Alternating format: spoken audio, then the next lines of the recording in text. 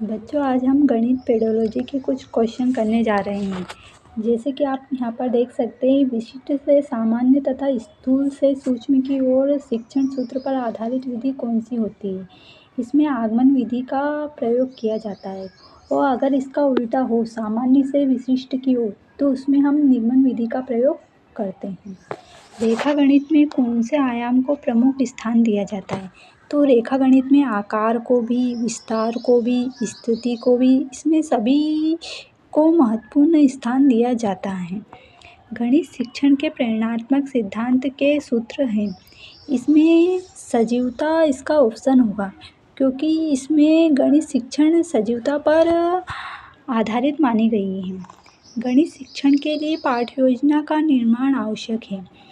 शिक्षक को पाठ याद होता है, विषय वस्तु का विकास सुव्यवस्थित ढंग से किया जाता है, छात्रों की कमजोरियों को पता लगता है, विषय का गूढ़ अध्ययन कराया जा सकता है। तो इसका उत्तर यह है कि विषय वस्तु का विकास सुव्यवस्थित ढंग से किया जाता है। गणित शिक्षण में पाठ्य योजना के निर्माण का आवश्यक है। गणित विषय का सबसे अधिक संबंध होता है। तो गणित का संबंध सबसे अच्छा विज्ञान के साथ, नागरिक शास्त्र के साथ, भूगोल के साथ, समाजशास्त्र के साथ। तो इसमें गणित का सबसे अच्छा संबंध विज्ञान के साथ होता है। अर्थात इसमें सभी का कोई से भी सब्जेक्ट पूछ ले, सबका संबंध विज्ञान के साथ ही अच्छा माना गया है। गणित के नियम व निष्कर्ष कैसे होते हैं। वस्तुनिष्ठ, सार्वभौमिक, वस्तुनिष्ठ व सार्वभौमिक। तो गणित के नियम व निष्कर्ष वस्तुनिष्ठ व सार्वभौमिक दोनों माने जाते हैं। वह उद्देश्य जो शिक्षण गणित पढ़ाने के बाद कक्षा में ही प्राप्त करता है, उसे क्या कहते हैं। तो वह उद्देश्य जो शिक्षक गणित पढ़ाने के बाद कक्षा में ही प्राप्त करता है, उसे शिक्षण उद्देश्य कहा जाता है। गणित में शिक्षण में मूल्यांकन में ब्लूप्रिंट है।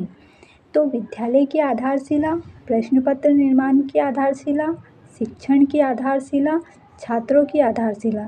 तो इसमें ब्लूप्रिंट है, प्रश्न पत्र निर्माण की आधारशिला पर आधारित होता है। वैज्ञानिक विधि पर आधारित उपयुक्त विधि है। वैज्ञानिक विधि पर आधारित उपयुक्त विधि कौन सी है। योजना विधि है, निगमन विधि है, अधिगम अनुभव कितने प्रभावशाली रहे, या उपरोक्त सभी। तो इसमें उपरोक्त सभी आएगा, क्योंकि ये सभी वैज्ञानिक विधि पर आधारित उपयुक्त विधियाँ होती हैं। दैनिक पाठ्य योजना के निर्माण में सम्मिलित होता है। दैनिक पाठ्य योजना के निर्माण में विषय वस्तु का चयन, शिक्षण उद्देश्य का निर्धारण, शिक्षण विधियों का निर्माण, उपरोक्त सभी। तो इसमें उपरोक्त सभी क्वेश्चन आएगा, उपरोक्त सभी आंसर आएगा इसका। विषय वस्तु का चयन भी, शिक्षण उद्देश्य का निर्धारण भी, शिक्षण विधियों का निर्माण भी।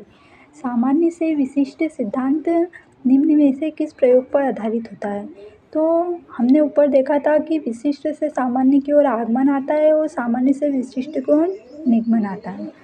गणित में किस विधि में प्रायः हम सूत्र नियमों की सहायता लेते हैं। तो प्रायः हम सूत्र नियमों की सहायता निगमन विधि में लेते हैं। छोटी कक्षाओं में गणित विषय रुचि उत्पन्न करने के लिए पढ़ाने का तरीका होता है मनोरंजन व खेल संबंधी, रटने का, आगम का, निगमन का। तो छोटी कक्षाओं में हम गणित को कैसे पढ़ा सकते हैं। तो हम उनको रटवा भी नहीं सकते, आगम भी नहीं, निगम भी नहीं, क्योंकि उन्हें आगमन व निगमन विधि का ज्ञान नहीं होता है। इसलिए हम उनको मनोरंजन व खेल द्वारा पढ़ा सकते हैं। निम्न में से किसमें गणित विषय का प्रयोग स्पष्ट रूप से नहीं हो रहा है। लाभ हानि। लाभ हानि में हम गणित का प्रयोग करते हैं। जैसे कि हम कोई सवाल करते हैं, हमें कितना लाभ हो रहा है, कितनी हानि हो रही है। साइकिल चलाना, इसमें गणित का उपयोग नहीं करते, क्योंकि इसमें गणित का कोई उपयोग हो ही नहीं रहा। सब्जियों के खरीदने में भी गणित का उपयोग होता है। जैसे कि हम किसी से सब्जी खरीदते हैं, उसको पैसे देते हैं। उधार लेने में भी गणित का प्रयोग होता है कि हम उनको इतने पैसे के लिए उधार दे रहे हैं या ले रहे हैं। यदि एक विद्यार्थी गणित विषय में कई बार अनुत्तीर्ण हो जाता है, तो यह जानने के लिए कि गणित की किस शाखा में वह कमजोर है, निम्न में से कौन सी विधि का प्रयोग किया जाता है। लिखित कार्य, मौखिक कार्य, निदानात्मक तरीका, उपचारात्मक तरीका। तो हमें किसी की कमजोरी का पता लगाना होता है तो उसमें हम गणित में निदानात्मक तरीका प्रयोग करते हैं और निदानात्मक के बाद उसका अगर उपचार करना होता है तो उसमें हम उपचारात्मक तरीका उपयोग करते हैं। अर्थात इसमें निदान के लिए पूछा गया है तो इसमें निदानात्मक तरीका आएगा। छात्र गणित गणना में गति प्राप्त कर सकते हैं चर्चा या वाद विवाद द्वारा, मौखिक कार्य द्वारा, लिखित कार्य द्वारा या अभ्यास द्वारा। तो छात्र गणितीय गणना में गति प्राप्त कैसे कर सकते हैं? अभ्यास के द्वारा। हम अगर किसी चीज़ का बार बार अभ्यास करते हैं तो वह चीज़ पहले से बेहतर होती है। अर्थात हमें गणित नहीं आता है तो हम उसका बार बार अभ्यास करेंगे तो हमें गणित आने लग जाएगा। आर्यभट्ट का समाज में योगदान बालक जान रहा है, यह किस उद्देश्य की पूर्ति कर रहा है? तो यह अवबोध की, अभिवृद्धि की, अभिरुचि की या व्यक्तित्व। तो आर्यभट्ट का समाज में योगदान बालक जान रहा है, यह उसकी अभिरुचि पर उत्पन्न होता है, बच्चों की रुचि के अनुसार होता है, इसमें अभिरुचि आएगा। ताश के पत्तों में छिपे अंकों के खेल को छात्र अपनी विचारधारा के अनुसार अभिव्यक्त कर रहा है, वह किस कारण से संबंधित है? तो ताश के पत्तों में छिपे हुए अंकों के खेल को छात्र अपनी विचार के अनुसार अभिव्यक्त कर रहा है, यह उसके व्यक्तित्व से, ज्ञानोपयोग से, कौशल से, अवबोध से। तो इसमें यह उसके व्यक्तित्व का आएगा क्योंकि वह उसके अनुसार खेल रहा है। सम विषम संख्याओं को बालक सारणीबद्ध कर रहा है तो वह किस उद्देश्य को प्राप्त कर रहा है? ज्ञानोपयोग को, कौशल को, अवबोध को, व्यक्तित्व को। तो सम विषम संख्याओं को बालक सारणीबद्ध कर रहा है वह कौशल के, इससे उसका कौशल विकसित हो रहा है, इसलिए वह कौशल के उद्देश्य की प्राप्ति कर रहा है।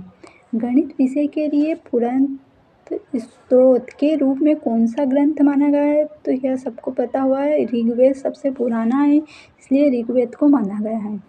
माध्यमिक स्तर पर अंकगणित शिक्षण की विधि है प्रयोगात्मक विधि, विश्लेषण व संश्लेषण विधि, आगमन व निगमन विधि, उपयुक्त सभी विधि। तो माध्यमिक स्तर पर अंकगणित शिक्षण की विधि हम आगमन व निगमन विधि को मान सकते हैं। हासिल या हाथ का लगा संप्रत्यय को गणित में सर्वप्रथम देने वाला कौन था? तो यह हासिल व हाथ का लगा संप्रत्यय गणित में सर्वप्रथम देने वाले श्रीधर जी थे। छात्र वृत्त तथा गोले की तुलना करता है, वह किस उद्देश्य की पूर्ति करता है? तो यह उसके अवबोध की पूर्ति करता है। एक अध्यापक गणित शिक्षण में अवरोही क्रम का अनुसरण कर रहा है, वह किस विधि से प्रेरित है? तो छात्र अध्यापन गणित शिक्षण में अवरोही क्रम का अनुसरण करना है, मतलब यह वह किसी सूत्र का प्रयोग कर रहा है, तो इसमें निगमन विधि आएगी। प्रयोगशाला विधि किस विधि का विस्तृत रूप है? तो प्रयोगशाला विधि। प्रयोगशाला इसमें किसी को कर या सिखाया जाता है या प्रयोग कर सिखाया जाता है, तो इसमें हम आगमन विधि का प्रयोग करते हैं। किसी खेल के क्षेत्रफल का ज्ञान कराने में सहायक विधि होती है, तो किसी खेल के क्षेत्रफल का ज्ञान कराने में क्रिया विधि होती है, क्योंकि इसमें आगमन विधि भी नहीं हो सकती, निगमन विधि भी नहीं हो सकती, प्रदर्शन विधि भी नहीं हो सकती, अर्थात खेल विधि हो सकती है। खेल के लिए है तो क्रिया विधि या खेल विधि हो सकती है। किसी वृत्त की परिधि व व्यास में संबंध स्थापित करना है तो इसमें से कौन सी विधि सहायक होगी? तो किसी वृत्त की परिधि व व्यास में संबंध स्थापित करना है तो इसमें हम संश्लेषण विधि, प्रयोगात्मक विधि, आगमन विधि, प्रदर्शन विधि, तो इसमें हम प्रयोगात्मक विधि का प्रयोग करेंगे। गणित विषय की पाठ्य पुस्तकें किस विधि पर आधारित होकर लिखी जाती हैं? तो यह संश्लेषण विधि पर आधारित होकर लिखी जाती हैं, क्योंकि गणित में संश्लेषण का काम बहुत ज़्यादा होता है, जिससे कि हम किसी सवाल को हल करते हैं उसको बहुत तरीके से हल कर सकते हैं, इसलिए संश्लेषण का प्रयोग अधिक किया जाता है। इकाई उपागम किस शिक्षाविद ने दिया था?